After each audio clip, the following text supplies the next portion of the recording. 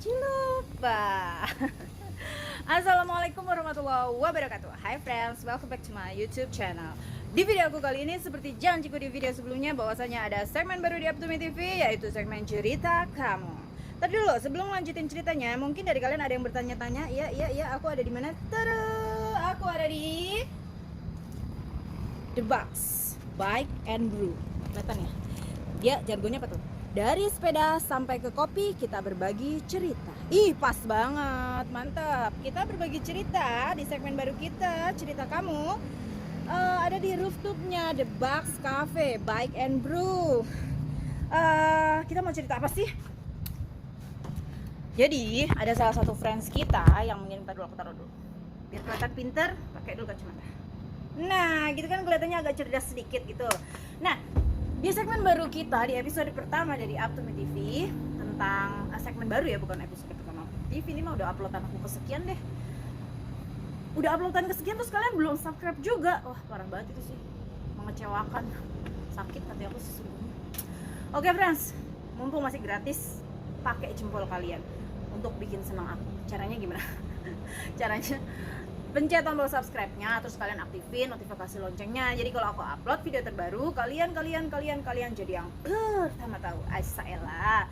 Nah, balik lagi ke episode pertama dari segmen cerita kamu. Di sini ada seorang teman kita bercerita tentang kisah hidupnya, sepenggal masa lalunya, karena dia pernah mengalami sesuatu yang nggak mengenakan berkedok cinta, yaitu love scam, penipuan berkedok cinta.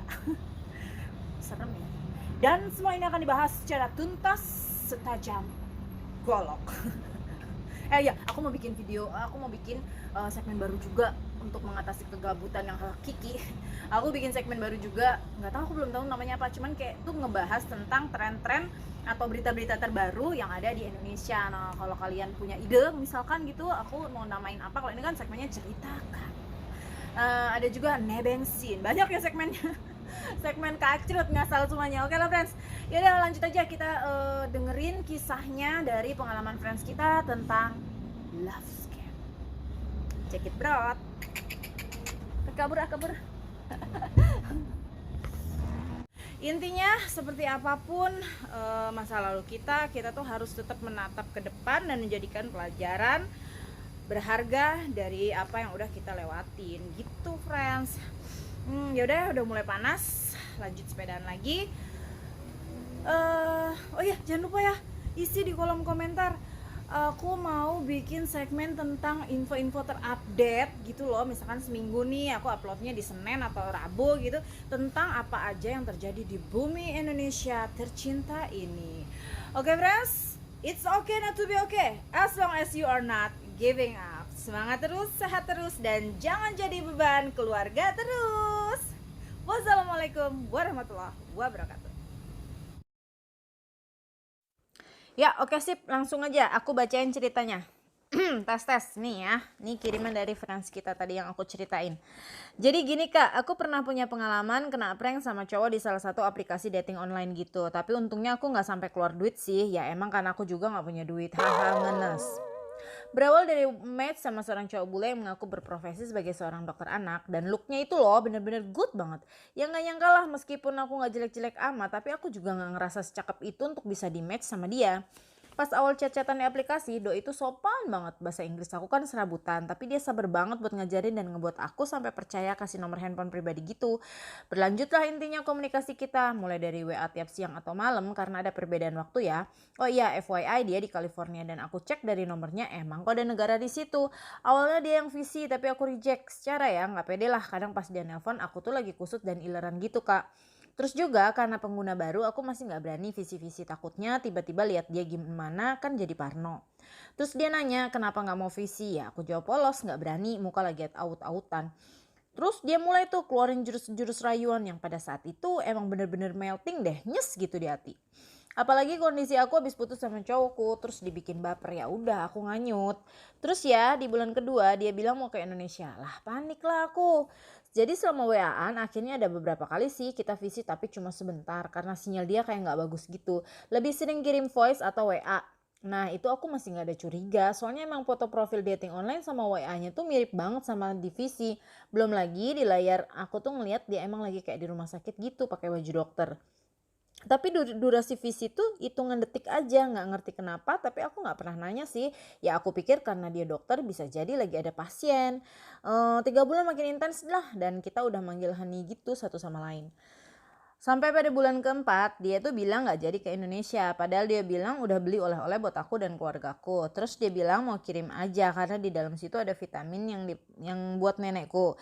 Jadi selama chat-chatan tuh aku cerita apa aja ke dia. Termasuk saat nenekku pernah sakit. Dan dia tuh bener-bener ngasih tahu soal obat-obatan yang aku googling emang buat obat penyakit yang saat itu lagi diderita nenekku gitu lah kak. Tapi emang obat-obat itu nggak ada generiknya, terus harus pakai resep, terus mahal pula. Itu sih intinya, aku nggak bisa tebus obat itu. Nah, pas dia bilang mau kirim paket itu, dia juga info kalau ada parfum, obat, dan vitamin, skincare juga buat aku, baju buat ibu dan adekku. FYI, aku punya adik satu. Mungkin ibu sama ayah tuh taat peraturan pemerintah dengan menerapkan KB gitu. Belum lagi dia bilang ada coklat sama tas juga buat aku. Makin mupeng gak tuh kak? Terus dia maksa minta alamat mau kirim. Aku yang dari kecil diajarin untuk gak gampang nyebar informasi pribadi, masih kekeh nahan informasi soal rumah.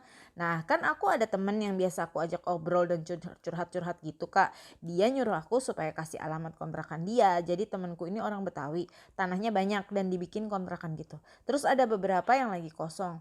Tapi di situ one way in. Jadi ada gerbang yang dijaga sama satpam. Jadi kalau ada paket dititip di satpam. Nah temanku bilang biar nanti satpam yang terima. Temanku cuma mau tahu bener apa enggak mau dikirim barang-barang itu. Aku sih mikirnya nggak enak ya, masa nerima barang dari orang yang belum pernah kita temui secara langsung.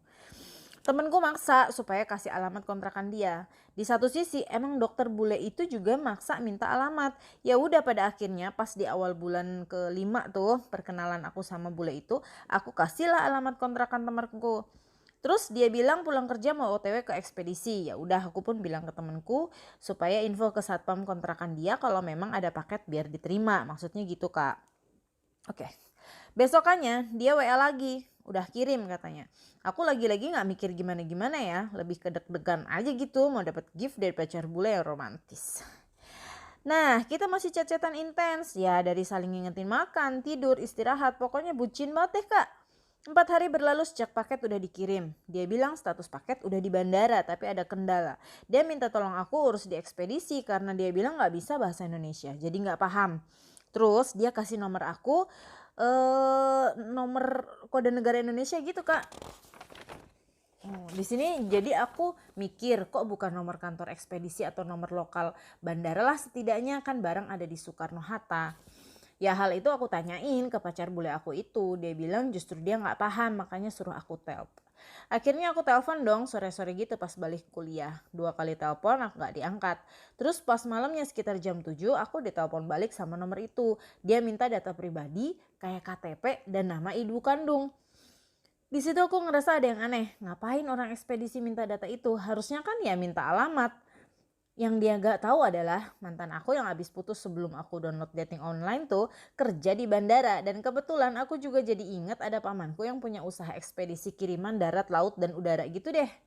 Aku telepon lah ke pamanku. Ya aku sih gak ngomong apa-apa, cuma nanya gimana rule-nya kalau barang kena tahan di bandara. Pamanku gak terlalu paham, dia lebih ngerti kalau kiriman ketahan yang di jalur laut. Aku belum sempet tuh telepon lagi sama mbak-mbak yang aku ekspedisi tadi. Kan tadi nanya data pribadi yang aku nggak kasih. Aku bilang mau makan dulu sambil nyari KTP karena nggak hafal nomor KTP aku. Padahal sih aku memang lagi telepon ke omku. Cuma karena nggak ada info lanjutan, aku nggak angkat lah telepon dari si mbak itu. Capek bun, panjang ya. Next, lanjut. Besok paginya dengan segenap rasa yang campur aduk, aku telepon ke mantanku. Ya kita sih putus baik-baik, jadi gak musuhan. Cuma tetap aja gemeter gitu ya. Aku tanya gimana kalau barang ketahan di bandara. Terus dia nanya barang siapa. Aku bilang aja ada temen yang nanya. Nah mantanku ini minta resi dan nama ekspedisinya. Terus aku telepon tuh ke mbak yang ngaku dari ekspedisi itu. Dia bilang barang udah dibongkar sama cukai. Isinya ada jam, coklat, bunga, obat, parfum, baju-baju bros, dan ada perhiasan. Terus katanya kalau barang mau dikirim aku disuruh transfer 5 juta. Lah, duit dari mana coba kak? Di saat yang bersamaan cowok buleku tuh nelpon. Dia nanya, paketan udah sampai di aku belum? Katanya orang ekspedisi telepon, dia minta duit supaya bebas cukai gitu loh. Bule bilang biar dia yang transfer. Katanya dia yang mau transfer kak. Oke, aku masih liatin aja. Aku bilang iya. Oh ya, Kak Andra tahu nggak kenapa aku jadi yakin kalau itu penipuan? Coba tebak part yang mana? Part yang mana ya? Nggak tahu, belum paham deh. Minta KTP kali ya, minta data-data kali ya. Yaudah lanjut. Kok jadi kuis sih? Si Mbak bilang bongkar barang, terus ada boket bunga. Coba itu, apa nggak aneh? Iya juga sih. Iya juga sih.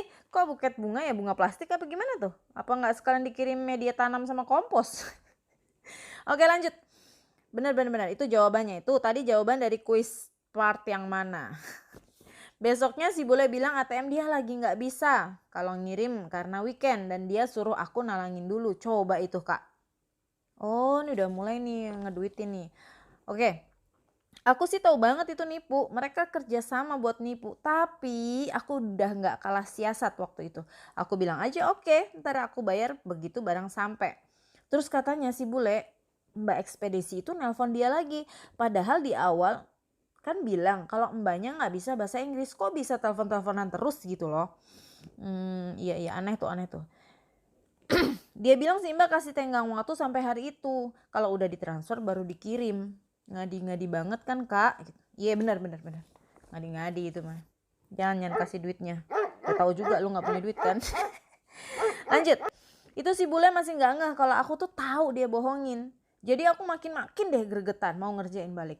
Aku bilang di ATM aku cuma ada 2 juta, gak bisa kasih 5 juta. Udah coba minjem sana sini.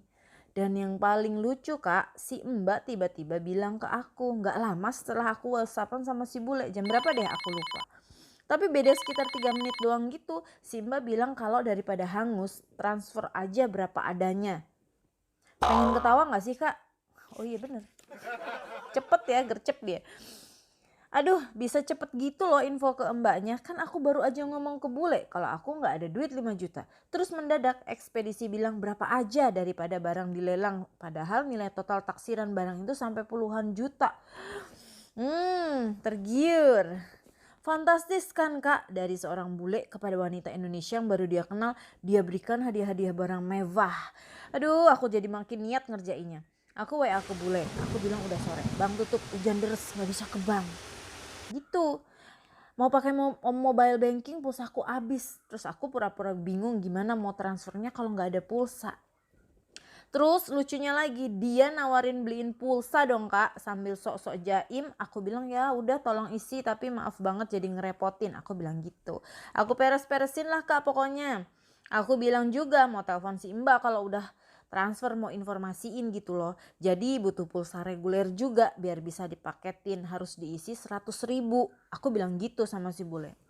Ajaibnya aku bener-bener dikirim pulsa dong kak. Mau guling-gulingan gak tuh kak?